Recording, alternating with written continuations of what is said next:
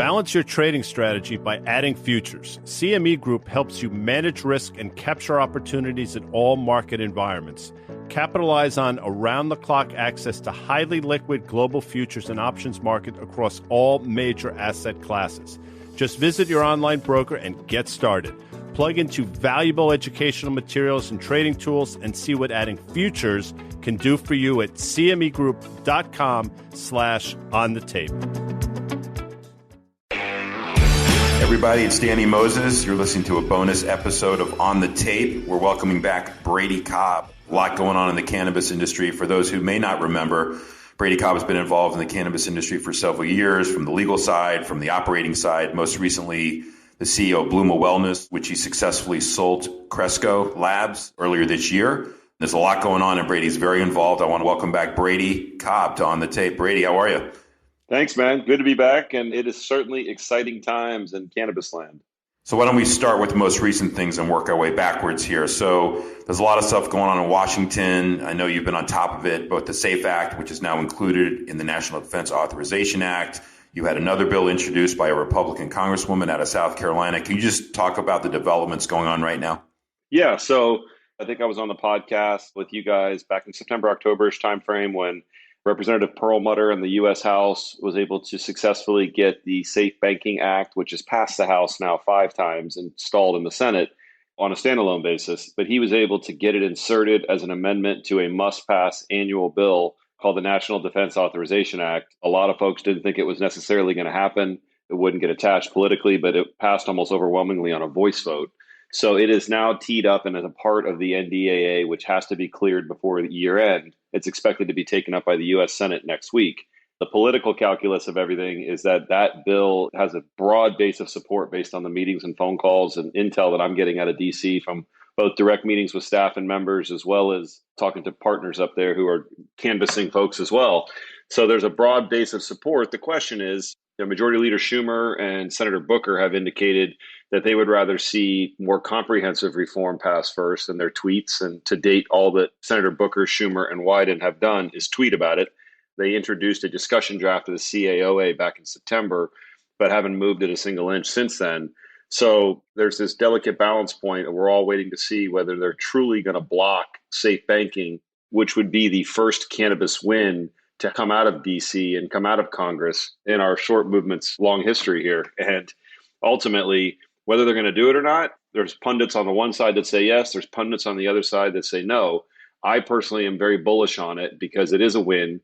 They have to be recalibrating what has happened post the elections last Tuesday. It's kind of a preview. Those election results last Tuesday, especially Virginia, was a prelude to what's coming in November. And it's an easy win. And by the way, it does a lot for the cannabis industry. It does a lot for the social equity applicants that need affordable capital, non-predatory startup capital to go into this business. It ensures a safer workplace for close to 300,000 Americans who work in the legal cannabis industry now. And it gets this money and turns it into an American story. So these companies aren't trading in Canada. They're not financing in Canada. And it brings everything on shore. So ultimately, it'd be a great first step. We're all waiting to see whether Senator Schumer or Booker or Wyden indeed block it in the Senate. They will have to vocally oppose it. Even if they do, there's still a conference process with the NDAA where they take the House bill, the Senate bill, and they push through them and pull the provisions out. That'll be the final process that'll head to the president's desk sometime before they recess, which I believe they recess on December 10th. So exciting times. Now, Danny, you've heard this. You and I have talked about this extensively. What do you think that does for this cannabis market? I had a bit of a rip, which I think we'll talk about here in a second, late last week, after a couple of really brutal 4 to 6 months kind of off those February highs earlier this year. What do you think a safe banking as part of an NDAA could potentially do for the sector? I think where people haven't connected the dots is that the exchanges are looking for an excuse to list the U.S. MSOs, not to not list them. So if there is a SAFE Act passes, some people believe that doesn't mean that they're going to uplist. I completely disagree. I actually think they will be on the exchanges. So I think that will be a positive, and I think that will be assumed when this thing does go, because one of the biggest things is access to capital for these companies, and that you can lower the cost of capital by getting access to U.S. exchanges. But you just brought up a good point about the Canadian companies, and I kind of want to delve into that now. It's really been the only way that institutional investors have been able to express their viewpoint on cannabis, long or short, has been through the Canadian LPs and those operators. And I think you and I both agree that's the wrong way to express the trade. And to further that, it's just very difficult right now for U.S. institutions and professional investors to trade the U.S. cannabis names because there's so many hoops you have to jump through in order to do that. And we've heard recently certain banks which stopped clearing trades or maybe undoing that right now. It's just more technical in nature than fundamental. So the most recent performance prior to this move up has just been a slow bleed, 1% a day, 2% a day. And you can see what happens when you get just a hint of positive political news coming, what can happen to these names. And again, looking out 3-5 years from now, I think we all agree these are going to be winners long term. And I want to bring up what happened last week and what we might see on Monday, which is a bill being introduced, which I think is somewhat comparable to the SAFE Act. Certainly, to your point, puts Schumer on the spot again. And one other thing I want you to comment on, this whole thing about everybody wants comprehensive reform, criminal justice reform, but the states have done an amazing job, one by one, as they've approved cannabis, whether it's medical or adult use in their states, of doing it anyway. So it's a little bit redundant to have a federal bill come through that has to have that when it's already happening at the state level. So I want to get your thoughts on the bill that was introduced, what it has in it, which is explicit, I believe, for exchange listings and so forth, and then your thoughts on just that in general, what I just mentioned about comprehensive reform versus what states have done. Yeah, I think it's a great point. I think just to bolt on real quickly to one of the things that you mentioned is the U.S. cannabis sector. I think what you saw with Representative Mace's bill, which I'm going to talk about here in a second, which was leaked out last week, Tom Angel at Marijuana Moment, who's a warrior for us in the media side of things and digging things up and getting it out for the public to see. He got it out there. You don't follow Tom Angel, give him a look. Ultimately, though, that just showed what a coiled spring this marketplace is. There's so much interest on the sidelines. There's so many people that recognize that this is a generational opportunity, that this is a brand new entire class of CPG that's going to be very disruptive to alcohol, pharma, and tobacco. One little slight movement and the market's ripped, and from 3:30 to 4 o'clock in the afternoon on a Friday afternoon, which, in cannabis land, Fridays usually are pretty slow. So it shows it's there. We just have a plumbing problem, as you described. You're trading on the CSE or the OTC markets. It's not optimal. So talking about Representative Mace for a second, there's been a multitude of broader reform bills that have been brought forward. You've had originally the States Act, which was a Republican-led states' rights bill advanced by Cory Gardner. I'm very proud to have been a part of the drafting process of that bill. Unfortunately, it didn't get very far, and Senator Gardner is no longer in the Senate. That was the first one. Then you had the more left-leaning MORE Act. But the MORE Act contained a bunch of social equity, social justice provisions that were not acceptable to the broader base of Republicans, and in some cases, not even acceptable to the more moderate Democrats. Then you've more recently had Majority Leader Schumer, Senator Booker, and Senator Wyden introduce the CAOA, Cannabis Administration and Opportunity Act, which is the most aspirational of the bills from a policy perspective. It's basically the kitchen sink approach of everybody gets something that's not very meaningful, including having a 20-something% tax rate on cannabis operators while they're already dealing with 280E and everything else, and just having a bunch of mixed messages in that bill. It was pretty much the CAOA was DOA in the U.S. Senate on day one. They're not getting the Republican votes they need to come across the aisle to vote for that. So Representative Mace is I believe, a freshman representative from South Carolina, and decided to take a common sense approach. And I couldn't give her more credit. There's a lot of folks that worked with her behind the scenes from various different interests in the space who deserve a tremendous amount of credit. This is a bill that I first got a look at a couple of weeks ago.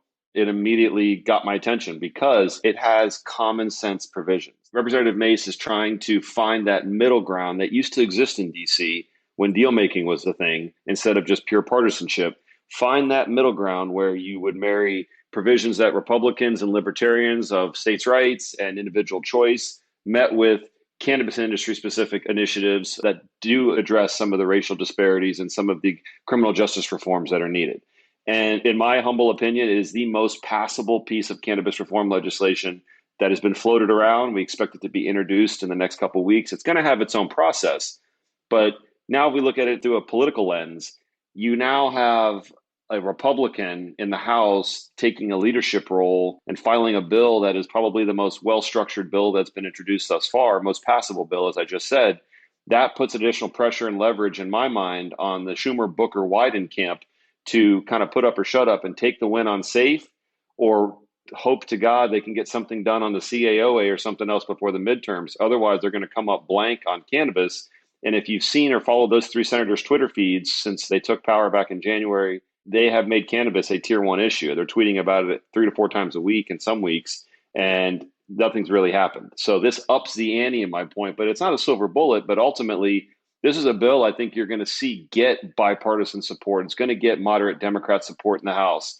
I think you're going to see it get support in the Senate, where states' rights carries the day and that type of stuff. So to me, it really ups the ante. And again, it provides, as I see it, another catalyst and or plumbing fix. Because this bill, I believe it's to decriminalize, which would then get rid of that Schedule 1 problem. That is what prohibits the exchanges from listing these stocks here in the U.S. And ultimately, the market impacts, it would bring cannabis alongside alcohol and pharmaceuticals from a regulatory standpoint, state by state basis. And it would allow us to operate alongside our competitors instead of having this big overhang over us. One last thing I want to say, Danny, and I'd love to hear your opinion on it, as someone that knows the markets inside and out. It's pretty amazing to me what these US MSOs, the top ones, the GTIs, the Curaleafs, the Crescos, the Trulies of the world have been able to do with a federal law overhang. These companies are generating positive EBITDA, positive net cash, in some cases positive net cash, I guess I should say, with a federal law overhang, a ridiculous tax rate as a result of 280E, and having to operate individual siloed businesses instead of centralized distribution. To me, it's pretty impressive what they've done. As you start talking about these potential federal law changes that are now becoming a when, not if, how do you think that affects what we're looking at in this marketplace? One of the things that's in this bill, they brought up alcohol. And you and I have talked about before that we think within states' rights that cannabis should mimic alcohol as far as distribution and so forth. So we know the lobbyists are involved both in the pharmaceutical industry and in the alcohol industry because they know, to your point, what a prize these MSOs are. And so to your point about what these companies have been able to do in this type of situation with higher taxes, no access to cheap capital, so forth, it's really amazing. And I don't think that's lost on the alcohol or the pharmaceutical industry. So they're both nervous and excited, I think, those two lobbies. So every time I see a bill get opposed or brought forward in Washington, I always think, okay, which lobbies for or against it. So I do think we'll see a massive amount of M&A in the sector once the path is clear. So companies doing what they're doing. There's been a lot of M&A again over the last year. It's not as big as it was a couple of years ago before the DOJ came in and blocked some of this M&A, but it is occurring. And I think these MSOs are going to get healthier and healthier. And of course, as you anniversary certain growth, your growth rate is going to slow in certain jurisdictions, which we're seeing now. And there is still a very large black market, which I think still needs to be fixed. And I think one of the big things that's been occurring, I'd love to get your thoughts on this, is when you have states like New York and New Jersey, which pass adult use legalization, but don't actually put forward the full programs yet, you have this period of time where the black market can thrive, where you know it's been decriminalized, so no one's going to get arrested, even if they're dealing drugs. So I think you're getting a little bit move away from that. So there is this lag period of time in certain states, I think, before you see the ramp up occur. But make no mistake, this is an industry that's still in the first or second inning here. And I just looked at a recent poll. I think 68% of U.S. adults now approve legalizing cannabis. And I'll make one more comment. I want to get your thoughts. It is amazing to me that the Republicans have the ability now to steal this issue from the Democrats when it was the Democrats who were backing it all along. And I think your point is right on about putting Schumer on the spot right now and Booker on the spot by just having this other bill that's a common sense bill get introduced. So I know I threw a lot at you there, but I just want to get your thoughts on kind of what I just mentioned. I couldn't agree with you more. To me, I view it kind of in two buckets. There's the short-term setup that we have here, which our friend Todd Harrison, I agree with. This is a pretty beautiful setup, especially with the downtrend. If you were dollar cost averaging down and you believe in the story like I was, and when you were buying these stocks, the leaders over the last, call it 4 to 5 months, when they were in the absolute 40 to 50% off, I've been confident we'd see something kind of push towards the year end with just politically, they had to get something done. You're doing pretty well, and it's a longer term trade. Now, there's the short term trade in politics, which that's a trade. I also view Canadian LPs and their ability to enter the U.S. some point in the future. They sometimes run. That's more of a short term trade. But if you are long cannabis and long U.S. cannabis, to your point, we're in the second inning. And on a state by state basis, each state's doing a pretty good job of bringing cannabis online and having the ability to see it grow in each state as an incubator. You have an opportunity to build your brand, build your moat, get separated from your competitors, and ultimately build value.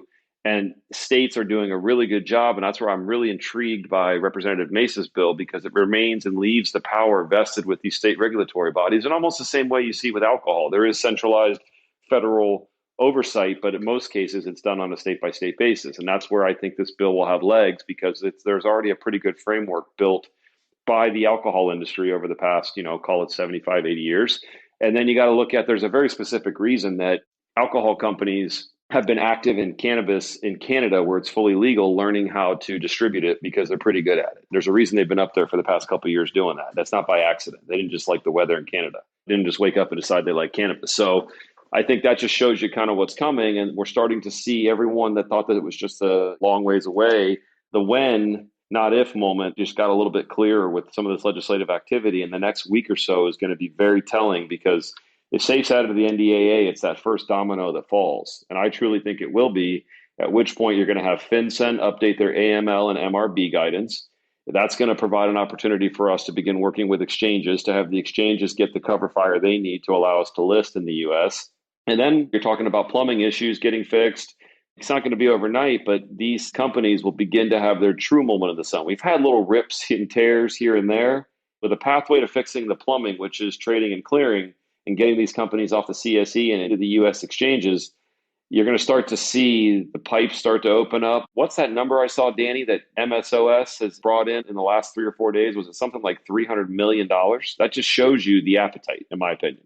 Let's talk about the MSOS for a second, since it's probably one of the better ways. So it's run by Advisor Shares. Dan Aarons runs it. The makeup of it is 12% True Leaf, 11% Green Thumb, 10% Cure Leaf, 8% Cresco, IIPR's in there, AYR. So it does pretty much cover the gamut to a degree, but it is the one way, and that trades on the New York Stock Exchange, ironically, and they're buying these on swap. So I'm not going to go into all that detail, but definitely is the way to play it, and that's what people are pointing to.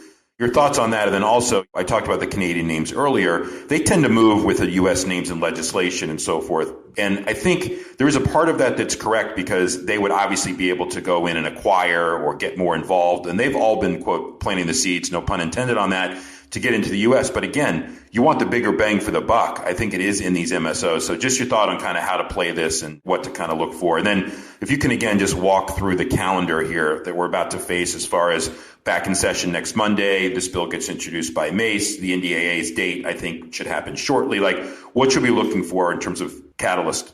I'm a big fan of what the guys at Advisor Shares have built at MSOS to have the ability to access the liquidity. I believe they're NYSE, so you get that U.S. exposure, even though it's all on swaps, to your point. And I'll let you talk about that plumbing at some point, not me, because you know it a lot better than me. But it does give you the opportunity to get in and hedge and access these names. They've done a pretty good job, I believe, of allocating between the primary MSOs and some of the smaller SSOs and venture opportunity type stocks that are in the space. And I think it's a platform and an opportunity to be able to access this growth and to access this potential catalyst moment and to set it up for a longer ride. It's been on sale, as you've seen, Danny, for quite some time now, for the last 3 or 4 months with the overall market downtrend. But just one little catalyst leak on Friday, and I think it went something like $300 million of inflows since then. And it set volume records, at least one of the last couple of days. It's a very good way to get into the space. It's a very good way to track the space, in my opinion, something that I follow religiously. And if you're looking at the cannabis space, take a peek at that. From a calendar or a catalyst standpoint, I would point to the following. The Senate and the House are on recess this week. They come back Monday. I think you'll see Representative Mace's bill get filed sometime before they adjourn on December 10th. So just from a calendar standpoint, they come back on Monday the 15th. They're out of here. They technically should adjourn by December 10th, barring something crazy. So we've got from November 15th to December 10th. Representative Mace's bill, I believe, will be filed formally sometime during that time period. I also think you're going to see the NDAA will have to be taken up. It's a must-pass bill. This Congress is one of the latest timeframes for it to be considered in its history as an authorization bill. So we're already late in the game. They're going to have to bring it up. And a lot of people are speculating as to why it's being taken up so late. I don't really have an opinion on that, but I believe it will be taken up the week of November 15th, so next week, where we'll see whether the SAFE gets into the Senate version of the NDAA. Again, it's already in the House version. If it doesn't get in, that's not a fatal shot. So that's not a panic moment. Not every House amendment makes it into every Senate version and vice versa, because at the end of it, when the Senate passes their version, they go to a conference process with appointed negotiators from both the House and the Senate meet together and do literally a page flip line by line. And the House will ask the Senate to recede to its position on SAFE and other items and vice versa. And that's ultimately where I think we'll get SAFE. There's still a shot it gets added to the Senate version. But if it doesn't, that's not the final shot. It will go to the conference process. And that's where I think it's most likely we're going to see it get added. And that is something that would have to go to the president's desk before December 10th for signature. I think Representative Mace's bill will be brought up in earnest in Q1 of next year and go down its process of hearings as well as co-sponsors and amendments, et cetera. They are soliciting, and I believe they are in the process of soliciting feedback from industry stakeholders and various different folks in the cannabis sector. And that's an ongoing process. But I think you could see this time or earlier next year is when we could see some true legislative action on Representative Mace's bill. It's going to go through kind of fact-finding and amendment process in the early part of Q1, Q2, and then begin to get teed up. So it is going to be quite the 2022 lead up to the midterms. And that November midterm, which is kind of, if you were to ask me right now, I'd say you're looking at a pretty big red sweep. Cannabis reform is going to play a massive pivotal role in what that ultimately is going to look like. They got to get a win, and we're going to have to figure out what vehicle it is. And it's going to be a really exciting time to be involved and invested in this space. So to your point, I'll just make a comment about when you're trading on swap, when MSOS has to go out and create these trades from all these inflows you're talking about.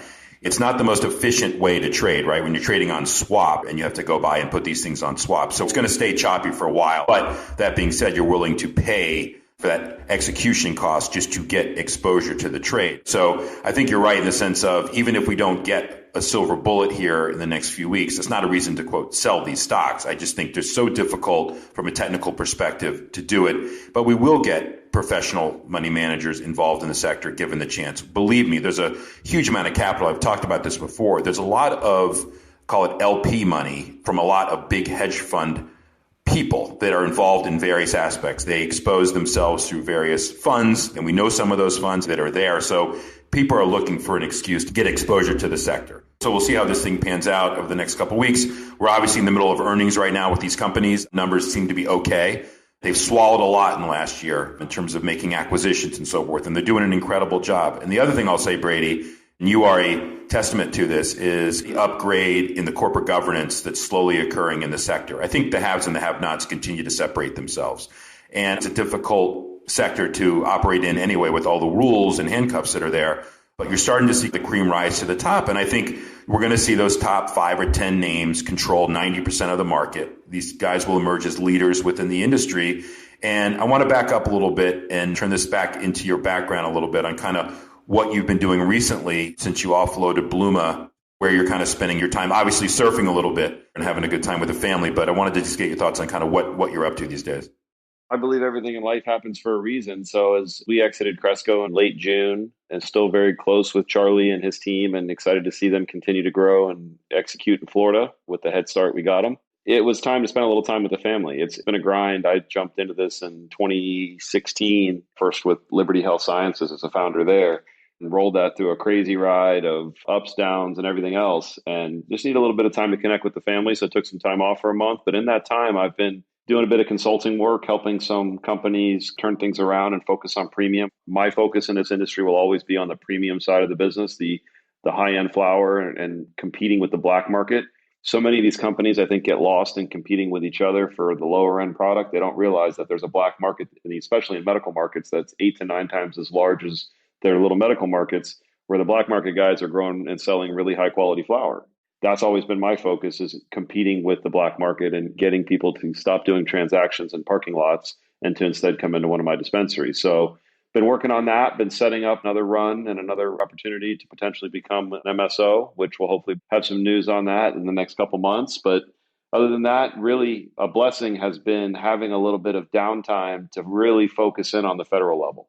I was back at the helm of MSO right now over the last 3 to 4 months when I've been really active federally and teeing all this stuff up that's now coming out that you're seeing that we've talked about on the podcast today. I wouldn't have had the time to be able to dedicate things to the federal level because running a cannabis business, especially vertically integrated one, is a 27-hour-a-day job. So it's been a blessing to be able to do some consulting in the building process for something new, but being able to dedicate a good amount of my time to the federal law policy reform initiatives with my team at BGR has truly been a blessing. So we've also been working on a really cool brand that we're excited to launch sometime next year that's based on my father's story as a smuggler and kind of a love story and paying homage to every one of the OG cannabis smugglers, growers that came before us that didn't have an opportunity to participate in the legal market, hearkening back to those 70s and 80s days of shrimp boats and smuggling and having a little bit of fun with cannabis. Not wellness, not medical advisors, but having fun and treating cannabis as cannabis and being authentic. And we're excited to bring that to the market too, which will be sometime next year. So a lot of cool stuff happening, and it's been really cool to be able to help focus on federal and help the industry hopefully make a few big jumps here. I can tell you that you're being modest there on most of that stuff because we have talked to people in Hollywood about your story, your dad's story, and everyone's pretty excited, and there's a lot more behind that. You're the most objective person right now. You've built a company, you've sold it, you've been involved on the legal side, on the legislative side, and now you kind of pulled out of it to take a bigger picture, and you're excited about it. That tells me all that I need to know about where this industry is headed. And I wouldn't be doing us justice as friends if I didn't end by just saying the words retainer with your legal background, but that's an ode to Good Will Hunting and Aflac. But anyway, so Brady, we'll probably have you back on the regular On the Tape, on the bigger show as soon as we get some movement in Washington in the next few weeks, hopefully. So we'll follow up. You'll see news flow on Twitter and so forth, but please keep us in tune with what's going on. And thanks for coming in for this bonus episode. Really appreciate it. Thanks once again to CME Group for sponsoring this episode of On the Tape. If you liked what you heard, make sure you hit follow and leave us a review. It helps people find our show, and we love hearing from you. And we also want to hear from you via email at onthetape@riskreversal.com any time of the day.